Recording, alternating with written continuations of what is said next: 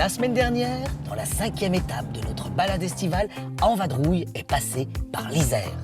Laurence, archéologue, nous a conté l'histoire des ponts romains oubliés qui enjambaient le Rhône.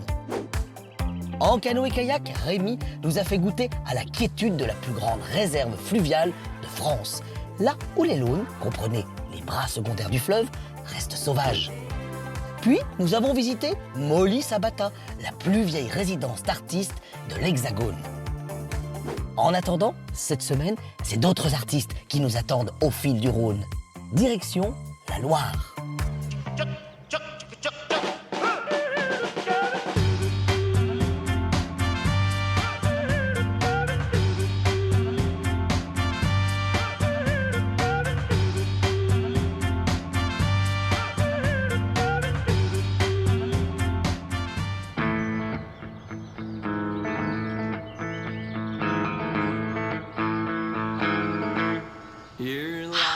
Aujourd'hui, en vadrouille, au fil du Rhône, vous emmène dans la Loire. Et oui, une fois n'est pas coutume, on suit ce fil du Rhône. Mais attention, aujourd'hui, une émission entre les deux grands fleuves de France, entre la Loire et le Rhône. Et on va vous raconter comment, au XVIIIe siècle, l'homme a cherché à relier ces deux grands fleuves. L'un est le plus gros fleuve de France, le fleuve roi, le Rhône. L'autre est le plus long fleuve sauvage de France, la Loire. Une émission qui débute ici, au château de Boutéon, et qui nous emmènera tranquillement jusqu'à Saint-Pierre-de-Bœuf en passant par Malval. Allez, en vadrouille, au fil du Rhône. Eh ben, c'est tout de suite, c'est maintenant.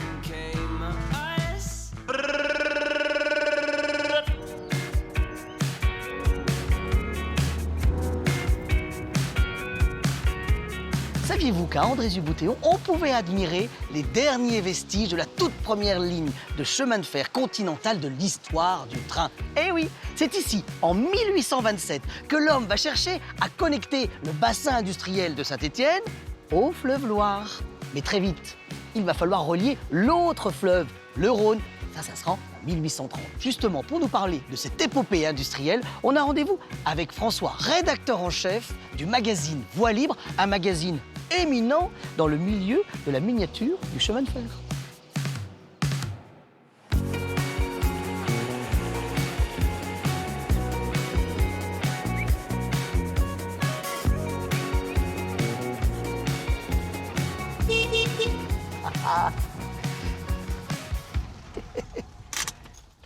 François, je peux me garer, il n'y a pas de train qui vont passer. Ah, tu peux. Je crois que là, aujourd'hui, tu crains rien, en tout cas. Ah bah oui, mais elle est très courte, cette ligne. Ah oui, elle est très courte. Elle fait juste 2 km de long. Mais écoute, tu vois, voilà, tu serais venu il y a 200 ans, tu aurais été là. Hein, tu te rends compte ? On aurait vu ça. Oui, on aurait vu ça. Incroyable. Alors, la Loire est où, là? Alors, la Loire, elle est là. Eh ben, écoute, elle est là. Et alors là, il y a des bateaux. Oui. Là, il y a des trains qui arrivent. On décharge, on empile des tas de charbon monumentaux ici. C'est pour ça qu'on voit encore quelques anneaux sur ce mur. Exactement. Voilà. C'est les témoins des amarres, des rambertes. On amarrait les rambertes. Ah oui, ces bateaux à fond plat. Ces bateaux à fond plat qui descendaient la Loire au gré du courant. D'accord. Pas de moteur, pas de voile, pas de traction, rien, le courant. La ligne de chemin de fer qui vient de Saint-Étienne jusqu'ici en Qui est la première ? Qui est la première continentale, mais c'est surtout la première ligne qui a été faite par un groupe de capitalistes qui ont dit on va gagner du pognon en faisant une ligne de chemin de fer. On va optimiser. On va optimiser. C'est le début où on commence à vouloir toujours courir plus vite. C'est ça en fait. Exactement, c'est exactement ça. Alors c'est encore un peu embryonnaire, pas de machine à vapeur évidemment. Tous les wagons sont jetés dans la pente comme ça et puis il y a des serre-freins qui freinent les trains jusqu'ici. Ah d'accord, donc on utilise juste la pente. Juste la pente. Ça tombe bien, ça descend jusqu'à la Loire. Alors évidemment les gars, puis tu sais qu'ils ont calculé ça, la pente est régulière tout le long, jusqu'ici. Bon. Une épopée extraordinaire en fait. Il va falloir que je bouge ma voiture parce que je crois que je fais bouchon là. J'y allais oui, tu as vu en vélo. Alors ça c'est les trains d'aujourd'hui. C'est les trains d'aujourd'hui, c'est ça. Les trains modernes, voilà, bon, c'est ça. on file dans la vallée du Gier. On va dans la vallée du Gier. Et on continue notre histoire.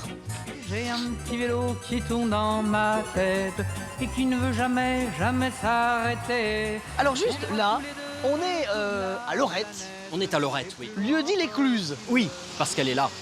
Alors, on est toujours sur notre histoire de connexion entre la Loire et le Rhône. Oui. On est en plein dedans, là? Ben, on est en plein dedans parce qu'on est sur les bords du canal de Rhône-et-Loire. Alors ça, c'est un canal que plus personne ne connaît. Non, plus personne ne le connaît. Tous les gens le prennent mais avec l'autoroute. Parce que Non. oui, l'autoroute a été construite dedans en fait. Littéralement construite dedans. Ça veut dire qu'il y a des murs sur l'autoroute qui sont les Ouais. murs du canal. Qui sont les écluses du canal, oui. Pourquoi on crée ce canal en fait? On veut vraiment relier les deux fleuves ou pas? On veut relier les deux fleuves, on veut favoriser le commerce, on veut sortir le charbon du bassin d'ici pour l'expédier partout sur la terre, On crée ce canal pour faire circuler la marchandise. pour aller Mais beaucoup plus vite. on en arrive à notre première ligne de chemin de fer. Oui, Elle est ici en gros. elle est C'est ici. ça? Elle est à la place de ça. Et tiens-toi bien, ça s'appelle un canal sec à l'époque, un chemin de fer. Ah, c'est génial. Et on utilise les mêmes mots que la batellerie. D'accord. On a un embarcadère, Oui, on a des voies. on a des trains. Un train, c'est un assemblage de bateaux à l'origine. Bah, la boucle est bouclée. C'est la boucle est bouclée. On est sur la route du Rhône. Vous êtes Alors, sur la bonne route. bon. Et vous vous mettez là, vous flottez. D'accord, très bien. Oui, j'ai l'impression qu'on va être un peu à sec après. Vous allez être un parce peu que le bloqué. bassin est court. Hein. Ouais, papy. Allez, on prend la 2 chevaux, on suit le canal et on devrait y arriver au Vous Rhône. arriverez au Rhône.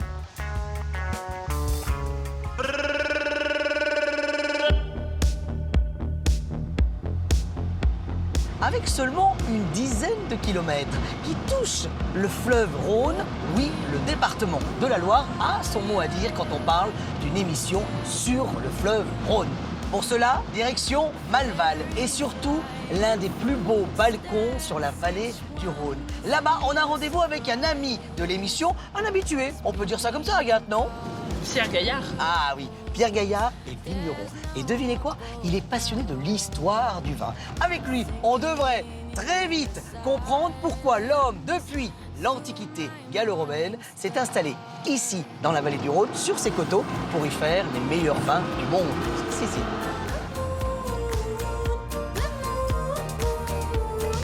I'm floating like a fool.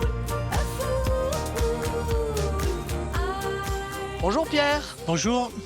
Et explique-nous, pourquoi on peut se dire que la vigne et le Rhône ont un lien quand même? De toute façon, la masse d'eau importante que représente le Rhône assure une régulation thermique en fait. Ah oui, En c'est même un genre temps- de réfrigérateur. Et en même temps, il y a une réverbération qui augmente la luminosité, qui vont permettre à la vigne de bien mûrir.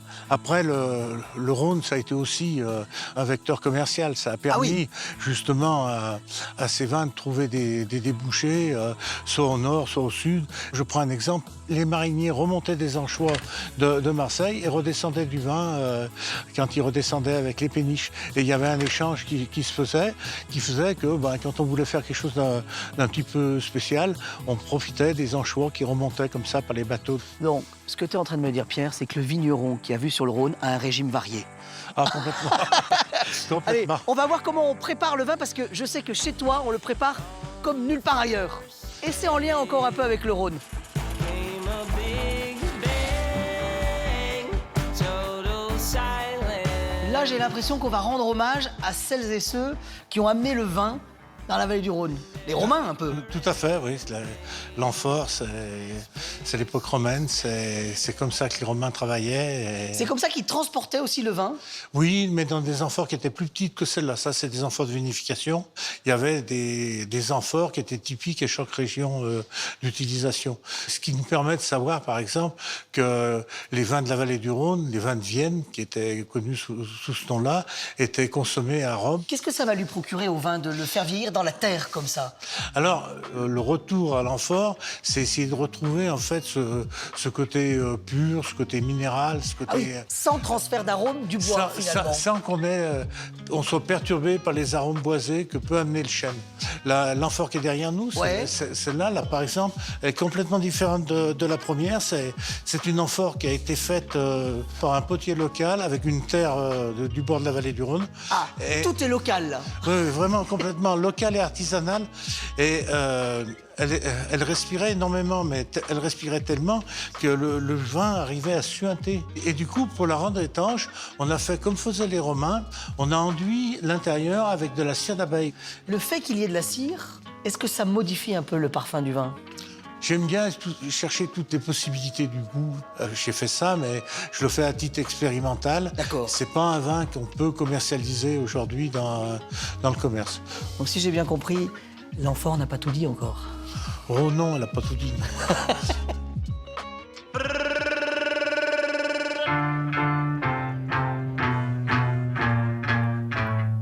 petit cours de vocabulaire. Ceci est une lance, ici un plastron, et juste derrière moi, la joute. On va parler du sport, la joute. Un sport méconnu dans le reste de la France, mais qui ici est devenu presque un sport national. Sur les rives du Rhône, mais aussi sur les rives de la Loire. Bah oui, nous sommes à Saint-Pierre-de-Bœuf, dans le département de la Loire. Rien que dans ce département, on compte 5 clubs. Bref, on a rendez-vous avec Jordan, qui est juste là-bas, là, oui, sur le bateau. Et on va avoir droit à une petite initiation de joute, bien entendu. Oui, alors par contre, maintenant, il faudrait vous pousser, les amis, parce que... oui, mais c'est pas facile, hein. C'est un peu long, ce truc.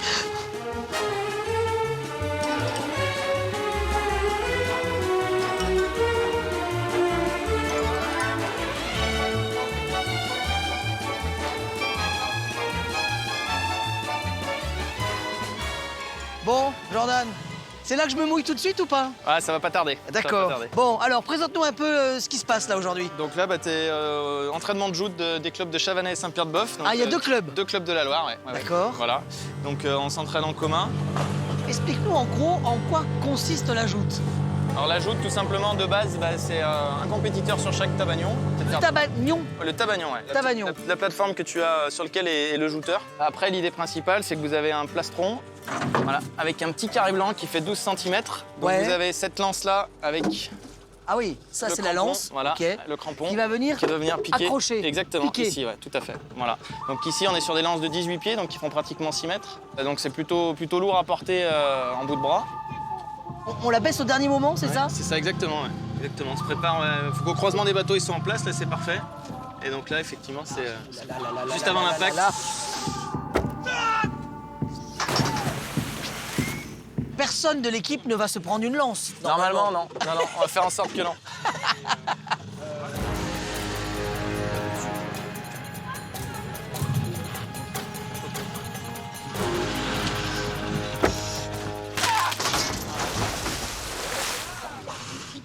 Donc ça peut Et arriver. là, la lance vient de casser. Exactement. Ah, c'est violent, hein? Ouais. Oh, punaise. Ça va, je porte bien le maillot? Ouais, très bien, impeccable. Saint-Pierre-de-Bœuf avait besoin de recrues, donc... Très bien. voilà. Alors, Le bourron qui va te permettre de coincer ta lance.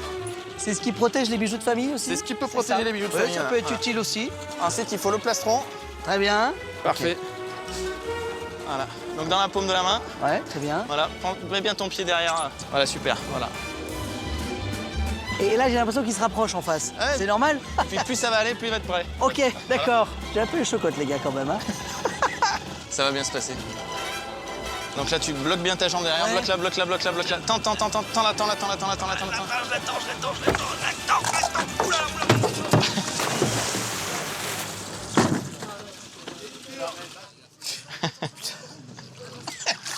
Bon, alors, on est d'accord que là, j'ai pas gagné, en fait. hein. Là, on est d'accord que t'as perdu. Ouais.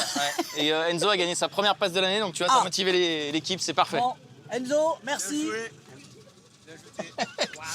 Bon, on avait dit en vadrouille au fil du Rhône. Mais là, c'est en vadrouille dans le Rhône. Complètement. Combien il y a de joueurs de joute? En France, on est à peu près 1000 jouteurs. Hein. D'accord. Eh ben, vous savez quoi? Vous en avez 1001. 1001, parfait. Parfait. Très bien. Très bien. Allez, on file se sécher. Je crois que j'ai de l'eau dans l'oreille.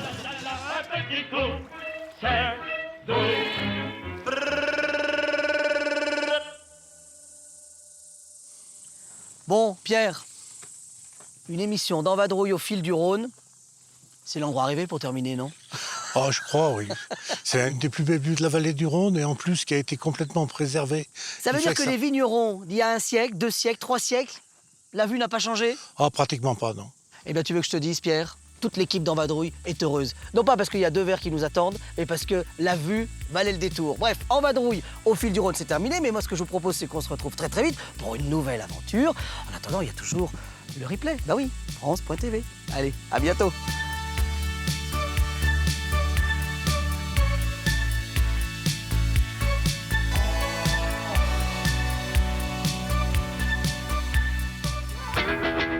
La semaine prochaine, ne manquez pas une nouvelle étape de notre road movie au fil du Rhône.